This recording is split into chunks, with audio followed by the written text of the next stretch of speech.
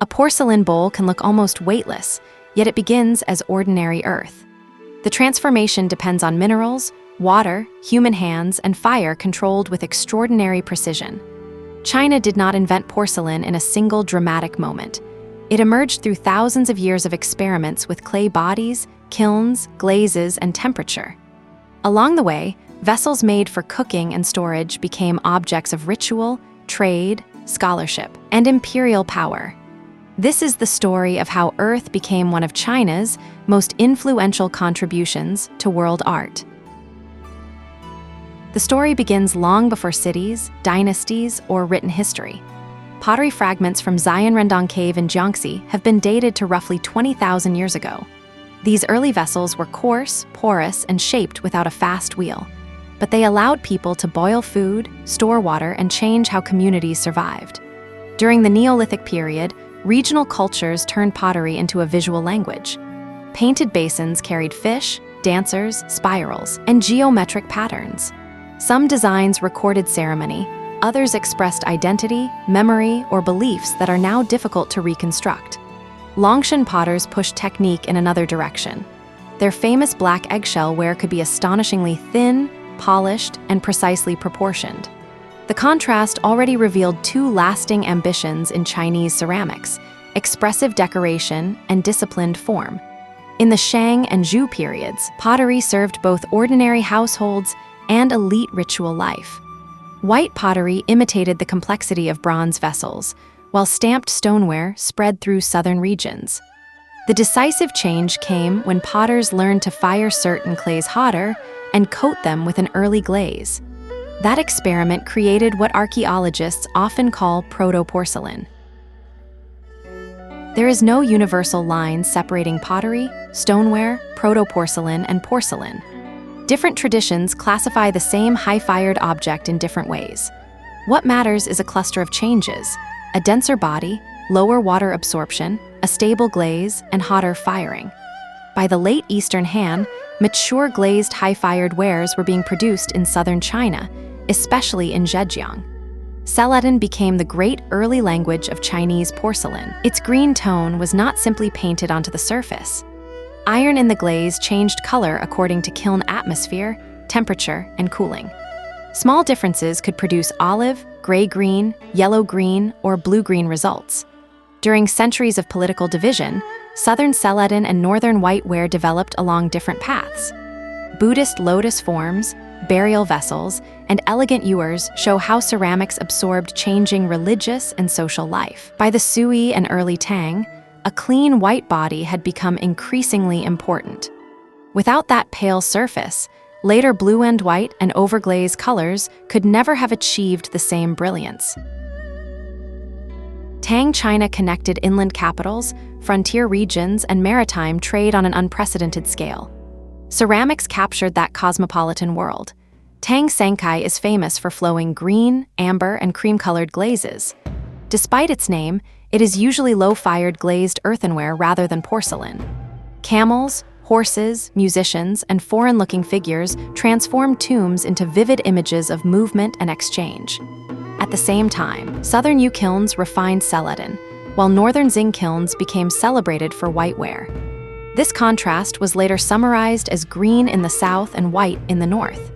Changsha kilns added painted designs, brief inscriptions, and lively scenes beneath the glaze. Many of these wares were made for export rather than only for Chinese consumers.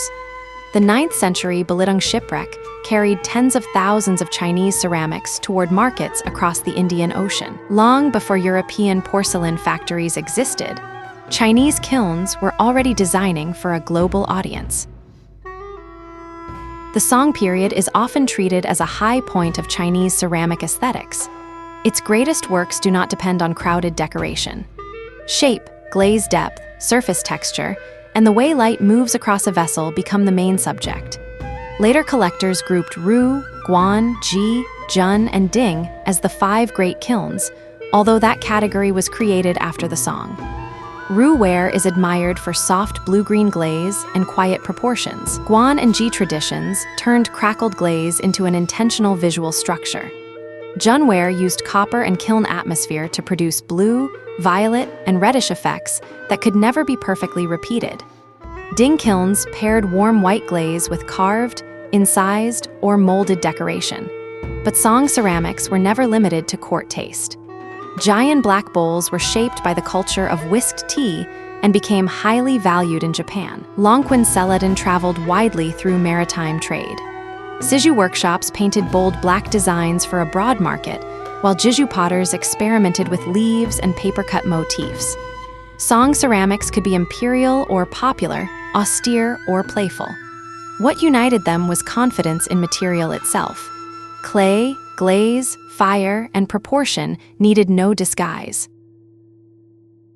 In the late 13th and 14th centuries, Jingdezhen changed the direction of world ceramics. Potters combined a pale porcelain body, cobalt painting, transparent glaze, and high-temperature firing. The result was blue and white porcelain, durable, visually powerful, and suitable for both intimate cups and monumental jars. Some early cobalt came through trade networks linking China with West and Central Asia. Chinese painters reorganized foreign floral patterns, Islamic metalwork shapes, dragons, waves, and local stories into a new ceramic language. Blue and white did not replace every older tradition, but it became the most internationally recognizable one. Ming imperial kilns expanded this system with tighter quality control and increasingly specialized labor. Yongle and Xuand blue and white became famous for powerful forms and deep cobalt color. Chengyue Daokai combined underglaze blue outlines with delicate overglaze colors. Later Ming workshops produced dense motifs, narrative scenes, monochrome glazes, and wares tailored to overseas demand. Dihua's luminous white figures became known in Europe as blanc de chine. By then, porcelain was not merely exported from China. It was reshaping dining, collecting, interior decoration, and industrial ambition across the world. Under the Kangxi, Yongzheng, and Qianlong emperors, imperial ceramic production reached extraordinary technical complexity. Blue and white painters created subtle tonal washes that echoed ink painting. Overglaze palettes became brighter, softer, and more varied. Familal vert favored strong, transparent colors, while familal rose used opaque enamels for gentler shading. Court workshops also developed enamel-painted porcelains through exchanges involving European materials and painting techniques. Some vessels imitated bronze, lacquer, wood, stone, fruit, or other materials with astonishing accuracy. Others used openwork, rotating interiors, nested bodies, and elaborate technical puzzles. This virtuosity could be elegant, playful, or deliberately overwhelming. At the same time, private kilns supplied enormous domestic and export markets. Chinese porcelain had become both an imperial art and a global manufacturing system. The history makes more sense when we understand the material science. Earthenware is usually fired at lower temperatures and remains relatively porous. High-fired stoneware and porcelain become denser as minerals partially melt and bond together. Porcelain bodies commonly combine kaolin-rich clay with feldspathic or porcelain stone materials. Kaolin helps the body hold its shape at high temperature. Fluxing minerals lower the melting point and help create a glassy phase inside the body. A glaze is another carefully designed mixture that melts into a thin glass-like surface. Its color depends not only on pigment, but also on chemistry, thickness, temperature, and oxygen inside the kiln. Iron can produce celadon greens, warm browns, and deep blacks under different conditions. Copper can create jun purple or copper red, but the result is notoriously difficult to control. Cobalt survives high temperatures and produces the blue of blue and white porcelain. Crackled glaze appears when body and glaze contract at different rates during cooling.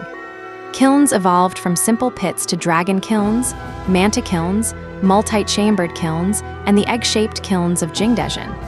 Each design improved heat circulation, fuel efficiency, firing capacity, or control of atmosphere. The celebrated accidents of ceramic art were never merely accidents.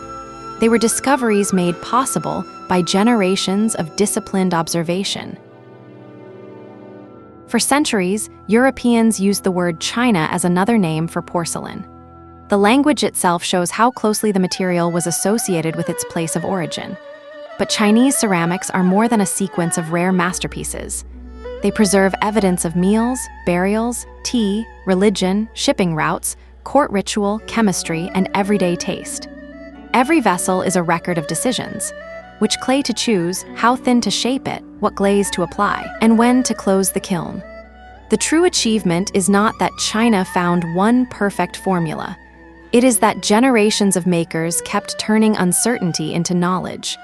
That is how earth, water, and fire became porcelain, and how porcelain became history.